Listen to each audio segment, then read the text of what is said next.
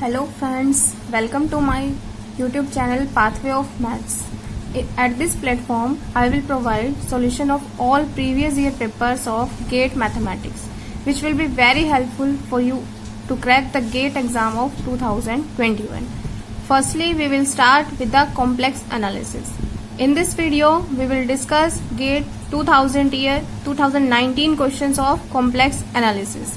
Before starting the video, I request you all to subscribe my channel and press the bell icon ताकि आने वाले सभी videos की notification आपको सबसे पहले मिल सके.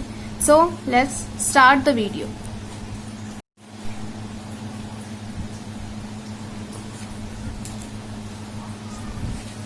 This is the first question of GATE 2009 complex analysis paper.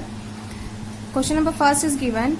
Let f be a function from complex plane C to C, where C is a set of all complex numbers, be defined by function of x plus iota y is equals to x3 plus 3x y square plus iota y cube plus 3x square y, where iota is equals to -1. And f dash z denotes the derivative of function f with respect to z. Then we have to find which of the following statement is true. Statements are given. First statement is f dash at 1 plus iota exists and modulus of its derivative is equals to 3 root 5. Option B is function is analytic at the origin. Option C is function is not differentiable at iota. And option D is function is differentiable at 1. इस question को solve करने के लिए हम result use करेंगे. वो result क्या है? If the real functions u and v, where u and v are function of x, y. If these functions are continuous and their first order partial derivatives are also continuous in neighborhood point z, also u and v satisfy CR equations, then the function f of z equal to u plus iota v is differentiable at z. This is a sufficient condition to prove a function differentiable at any point. किसी भी function को differentiable दिखाने के लिए किसी point पे हम prove करेंगे कि उसके रियल और इमेजिनरी पार्ट के फंक्शंस कॉन्टिन्यूस है, उनके first order partial derivatives continuous है और दोनों फंक्शन सीआर इक्वेशंस को सेटिस्फाई करते हैं. सो स्टार्ट करते हैं question. Function f of z हमें गिवन है x cube plus 3x y square plus iota y cube plus 3x square y.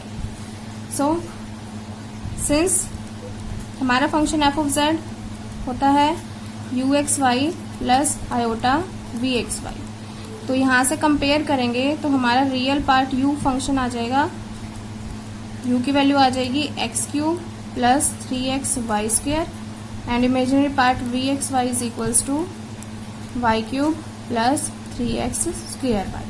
So now we find first order partial derivative u का partial derivative with respect to x is equals to 3x square plus 3y square.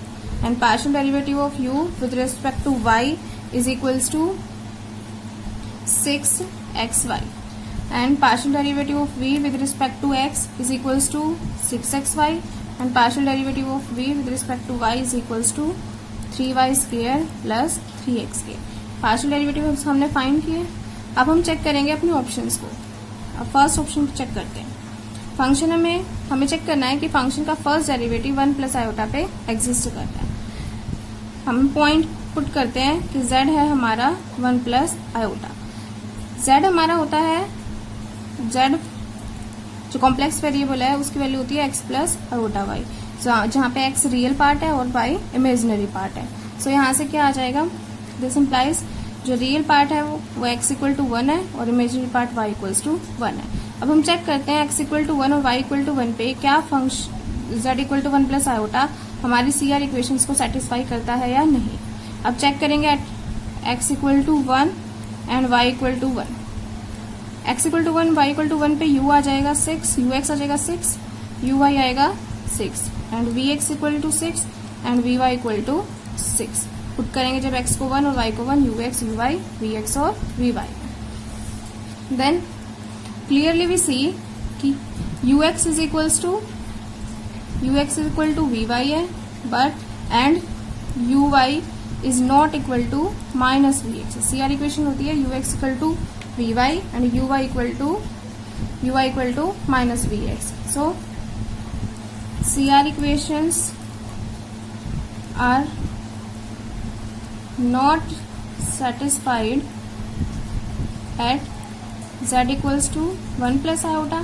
CR equations necessary condition है किसी भी function के differentiable होने की किसी point z पर, but यहाँ पर CR इक्वेशन 1 प्लस आयोटा पे सेटिस्फाई नहीं हुई, तो इसका मतलब function f of z is not differentiable at z equals to 1 plus iota.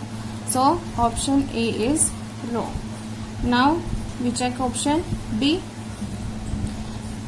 Option B पे हमें चेक करना है कि फंक्शन एनालिटिक है at the origin. Origin means point z is equals to 0 plus 0, so 0 plus iota 0.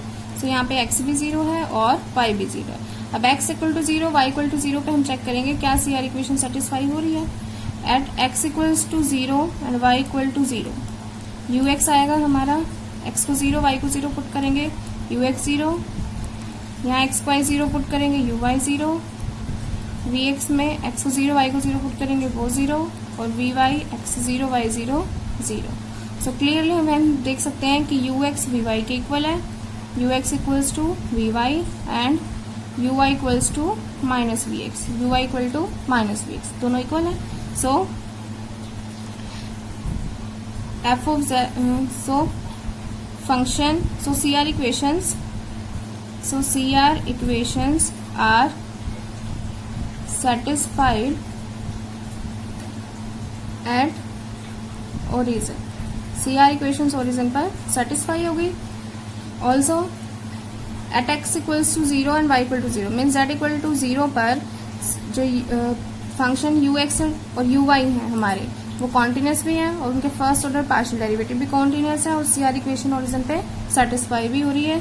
तो इसको हम कह सकते हैं कि function f of z differentiable है एट z इक्वल्स टू 0. लेकिन फंक्शन डिफरेंशिएबल तो है, लेकिन फंक्शन किसी पॉइंट z नॉट पर एनालिटिक तब होता है जब फंक्शन उस पॉइंट पर भी डिफरेंशिएबल हो और उसकी किसी नेबरहुड में भी डिफरेंशिएबल, उस नेबर के हर पॉइंट पे भी फंक्शन डिफरेंशिएबल होना चाहिए. यहाँ फंक्शन z इक्वल टू 0 पे तो डिफरेंशिएबल है, लेकिन 0 की नेबरहुड का अगर कोई भी पॉइंट हम लेंगे तो जरूरी नहीं है वो फंक्शन उस पॉइंट पे डिफरेंशिएबल है. फॉर एग्जाम्पल अगर हम पॉइंट लें z equals to 1/2 plus 1/2 iota means x equals to 1/2 and y is equals to 1/2. x equal to 1/2 and y equals to 1/2 लेंगे तो हमारी CR इक्वेशंस बनेगी. ux की वैल्यू आएगी, CR इक्वेशंस में ये ux और vy तो सेटिस्फाई हो जाएंगे at x equal to 1 y equal to 1 पे, but uy not equal to आएगा माइनस vx के. uy और माइनस vx इक्वल नहीं होंगे, इसका मतलब CR इक्वेशन 0 की नेबरहुड में सेटिस्फाई नहीं होगी. इसका मतलब फंक्शन 0 पे तो डिफरेंशिएबल होगा बट उसकी नेबरहुड में डिफरेंशिएबल नहीं होगा, तो फंक्शन 0 पे एनालिटिक नहीं है. So function f of z is not analytic at origin. Function origin पे एनालिटिक नहीं है, तो हमारा सेकेंड ऑप्शन था कि function is analytic at origin. So यहाँ से आ जाएगा. So option B is also wrong. Option B भी रॉन्ग. अब ऑप्शन थर्ड में हमें चेक करना है कि function is not differentiable at iota. Option 4 में चेक करना है function is differentiable eight 1. Option 3 और ऑप्शन 4 को हम चेक करेंगे.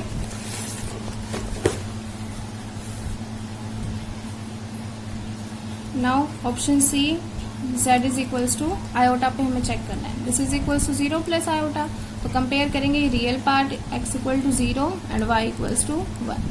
अब at x equal to 0 y equal to 1 हम चेक करेंगे क्या हमारी CR इक्वेशन सेटिस्फाई हो रही है या नहीं. ux हमारी था 3x square plus 3y square, uy की वैल्यू थी 6xy, vx की वैल्यू थी 6xy एंड vy की वैल्यू थी 3y square plus 3x square.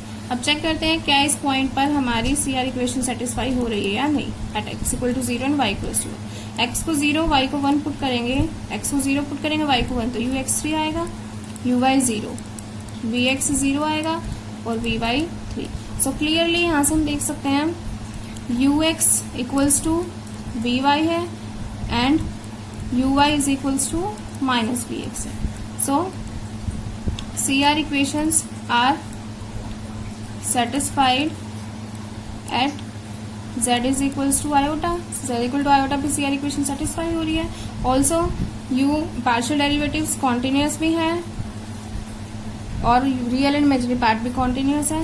So function f of z is differentiable at z equals to iota. But हमारा option था कि function differentiable z equals to iota पे नहीं है. So option C is also. अब option 4 में हमें check करना है. ऑप्शन 4 में हमें चेक करना है कि फंक्शन इज डिफरेंशिएबल एट 1. तो हम ऑप्शन 4 को चेक करेंगे. नाउ ऑप्शन डी इज हमें चेक करना है z इक्वल्स टू 1 पे. इसको कंपेयर करें यहाँ से तो x की वैल्यू 1 है और y की वैल्यू है 0. तो अब एट पॉइंट 1 0 पे हम सी आर इक्वेशन चेक करेंगे.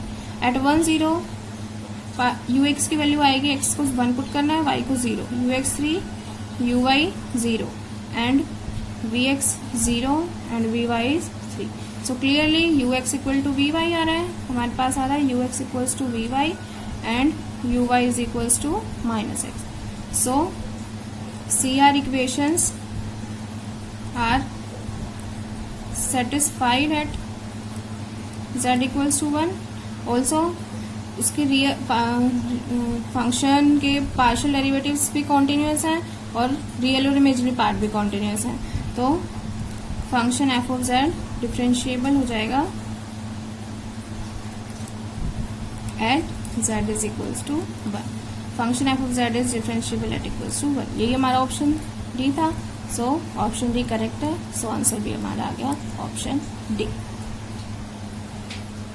Now our second question is let alpha is equals to integration along C e raised to power iota pi z dz divided by 2z square minus 5z plus 2 where curve C is given by cos t plus iota sin t where t lies between 0 to 2 pi. Then we have to find greatest integer less than or equals to mod alpha. हमें mod alpha से greatest integer निकालना है जो less than or equal to हो mod alpha. तो इस question को solve करने के लिए हम कोशिश इंटीग्रल फॉर्मूला यूज करेंगे. क्या फॉर्मूला है?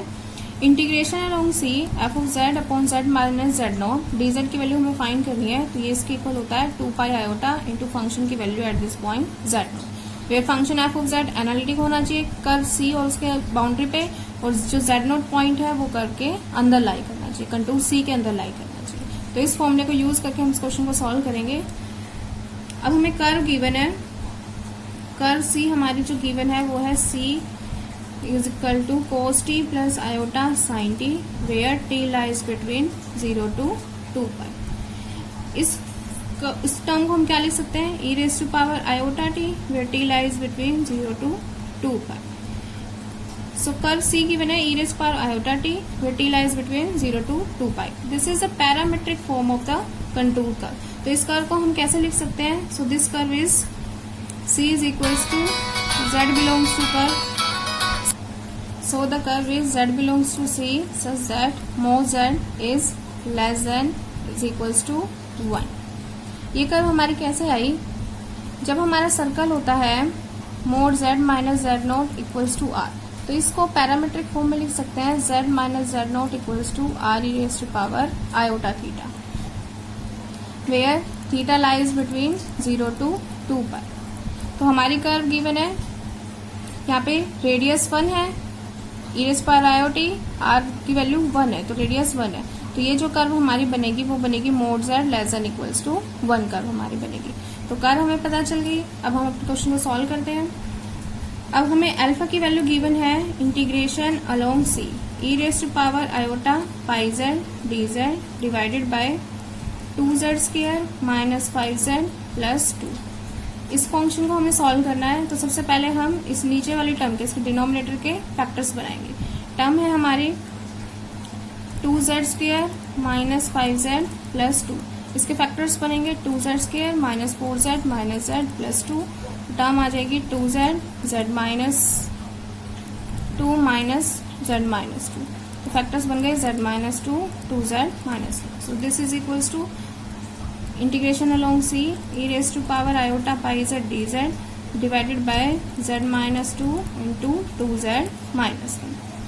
इस यहाँ से 2 कॉमन लेके लिखे तो this is integration along c e raise to power iota pi z d z divided by 2 यहाँ से कॉमन लेंगे z माइनस टू और नेक्स्ट टर्म बनेगी z minus one by two. अब इस टर्म पर कोशेंट इंटीग्रल फॉर्मूला हमें apply करना है. कोशेंट इंटीग्रल फॉर्मूला के लिए जो हमारा फंक्शन f ऑफ z है वो फंक्शन एनालिटिक होना चाहिए कर्व c पे और उसकी बाउंड्री पे, और डिनोमिनेटर में टर्म होनी चाहिए z माइनस जेड नोट. सो जो जेड नोट पॉइंट है वो कर्व c के अंदर लाई करना चाहिए. अब अगर हम अपनी कर्व c बनाएं तो ये कर्व c बनेगी हमारी 0 1 minus one iota minus iota. इसकी रेडियस 1 है तो ये यूनिट डिस्क है हमारी. This is the unit disc curve c. So यहाँ से देखते हैं हम, ये पॉइंट 1 है, ये पॉइंट माइनस 1 है. तो देखो यहाँ से, यहाँ पॉइंट आएगा 2, ये आएगा माइनस 2. जो पॉइंट 2 है वो तो इस कर्व से बाहर है, लेकिन जो पॉइंट 1/2 है, 1/2 यहाँ आएगा, वो इस कर्व के अंदर लाई कर रहा है. तो क्लियरली 1/2 पॉइंट तो हमारा बनेगा z नोट, और जो ये बाकी का फंक्शन है इस पूरे फंक्शन को हम ले लेंगे f ऑफ z, क्योंकि इस फंक्शन की जो सिंगुलरिटी आएगी वो 2 पे आएगी और इस 2 इस कर्व से बाहर है. इसका मतलब ये पूरा complete function f of z इस कर्व के ओवर और इस कर्व के अंदर एनालिटिक है. तो इस पे हम कोशेंट इंटीग्रल फॉर्मूला अप्लाई कर सकते हैं. अब इस पर कोशेंट इंटीग्रल फॉर्मूला लगाएंगे तो कोशेंट इंटीग्रल फॉर्मूला होता है 2 पाई आयोटा इंटू फंक्शन की वैल्यू इस पॉइंट z नोट पे. So this is equals to alpha is equals to 2 pi iota into this term is f of z.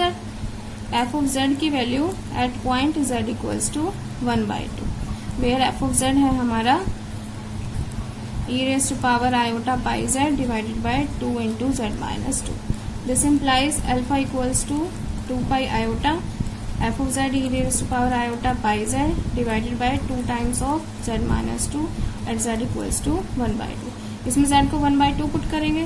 So this is equals to 2 pi iota, z को 1/2 put करेंगे e raise to power iota pi by 2, और ये बनेगा 2. यहाँ z को 1/2 put करेंगे तो 1/2 minus 2 is equals to minus 3/2. 2 से 2 कैंसिल हो जाएगा तो ये टर्म आएगी minus 2 pi iota by 3 into e raise to power iota pi by 2. E raise to power iota pi by 2 को लिख सकते हैं cos pi by 2 plus iota sine pi by 2. Cos pi by 2 0 होता है, sine pi by 2 1. So this is equals to minus 2 pi iota by 3 0 plus ये sine pi by 2 1 होगा तो ये आ जाएगा आयोटा. आयोटा से आयोटा मल्टीप्लाई करेंगे तो इसकी वैल्यू आ जाएगी 2 पाई बाय 3. अब आगे सॉल्व करेंगे. So this is the value of alpha. So alpha is equals to, so here alpha is equals to 2 pi by 3. So this implies value of mod alpha is equals to 2 pi by 3. Pi की value put करेंगे 3.14 divided by 3. So this is 6.28 divided by 3. जब इसको इससे divide करेंगे तो value आएगी 2.09. हमें find करनी थी greatest value of greatest integer less than or is equals to mod alpha. Mod alpha की वैल्यू आई है 2.09. अब 2.09 से जो इंटीजर्स लेस हैं वो है 2, 1, 0, -1, -2 टू सो ऑन. ये सभी इंटीजर्स हैं जो 2.09 से लेस है. तो इन सब में से हमें देखना है कौन सा ग्रेटेस्ट इंटीजर है. तो क्लियरली ग्रेटेस्ट इंटीजर है हमारा 2. So our answer is 2. So 2 will be the answer.